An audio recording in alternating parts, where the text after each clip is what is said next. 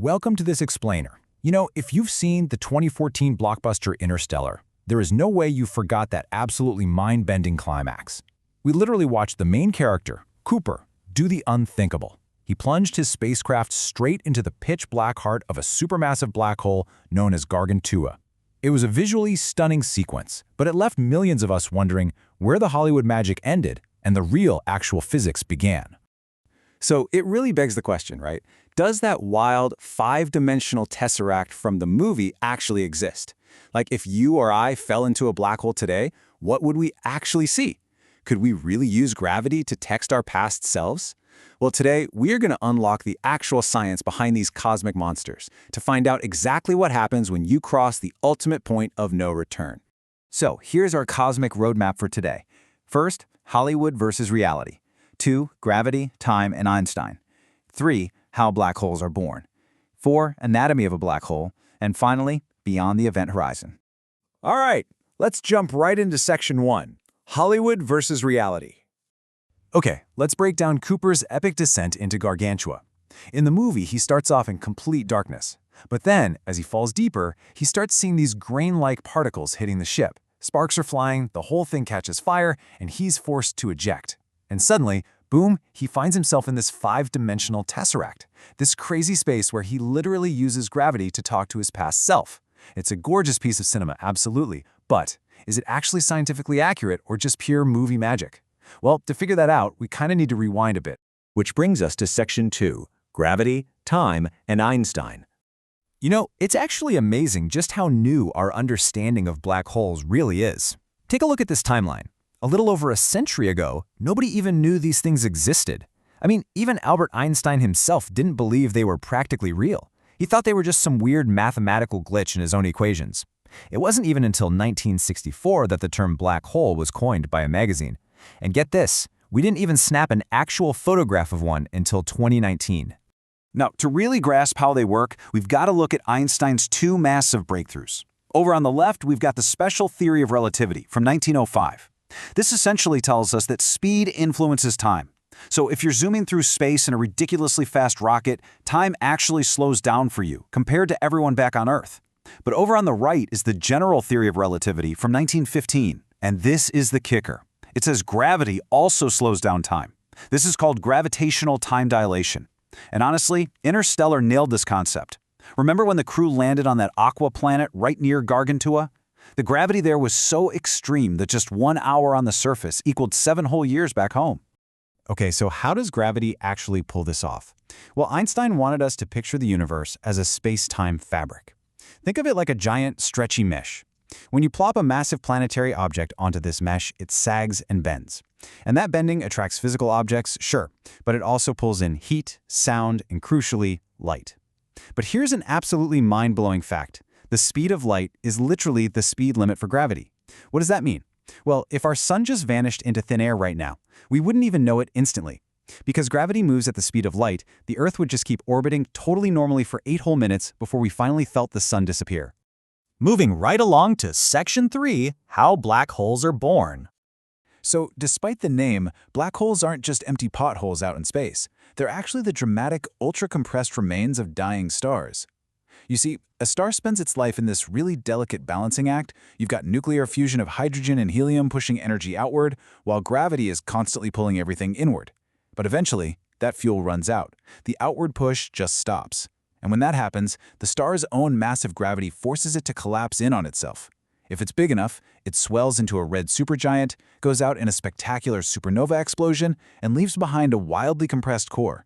And boom, that core becomes a black hole. Now, I know what you might be thinking. What about our sun? Is it going to suddenly collapse and swallow us whole one day? Well, you can relax, because the answer is no. And it's all thanks to this specific number right here, 1.4 times the mass of our sun.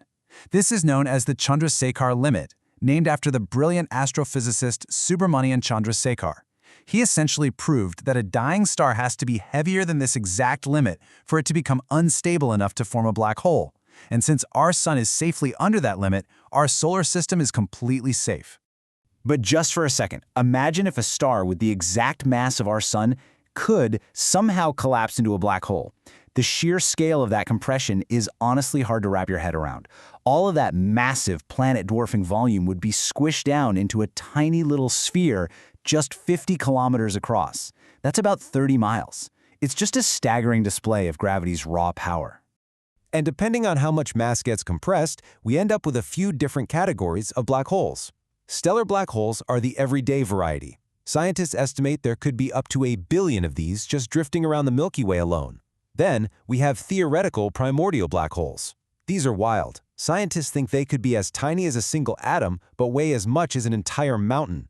On the completely opposite end of the spectrum are the supermassive black holes. We're talking millions of times the mass of our Sun, taking up a space as big as our whole solar system. Gargantua was one of these, and there's actually one sitting right at the center of our own galaxy, called Sagittarius A star.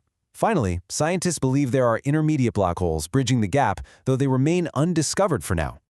Okay, let's get a little closer. Section 4, Anatomy of a Black Hole. If you were looking at a black hole from the outside, the most defining feature is the accretion disk. Because the gravity is just so absurdly strong, gas and space debris get yanked into this chaotic, high-speed orbit around the center. These particles are whipping around so fast that they smash into each other, compress, and heat up to well over 1,000,000 degrees Celsius. They literally turn into a glowing ring of fire-like plasma, shooting out intense electromagnetic radiation, mostly X-rays. Now, Interstellar famously made this glowing disk look orange, but here's the reality check. Human eyes can't actually see X-rays. If we could somehow translate those X-ray emissions into a color we could see, that real disk would actually look a lot closer to blue.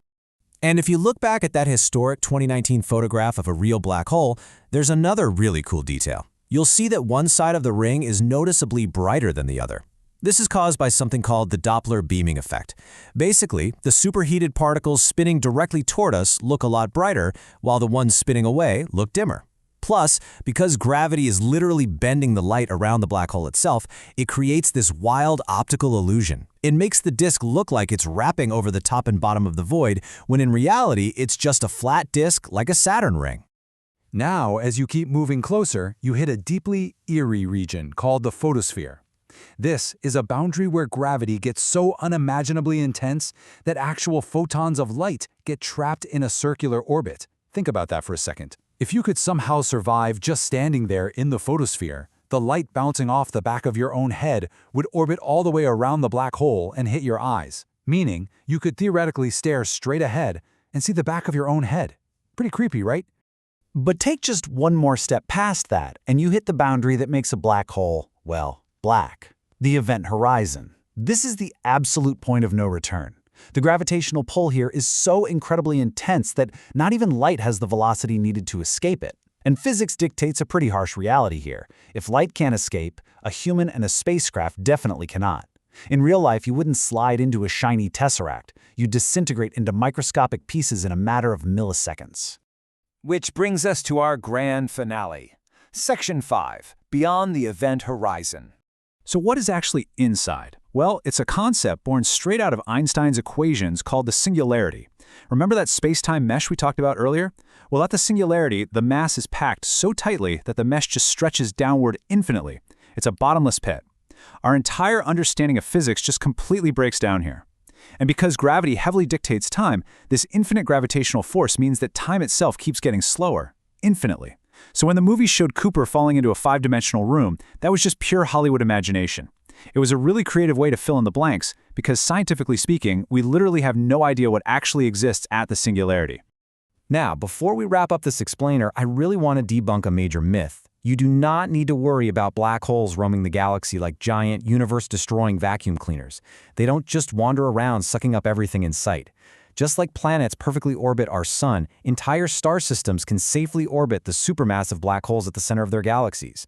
Honestly, as long as you maintain a proper cosmic social distance, you and your solar system are entirely safe.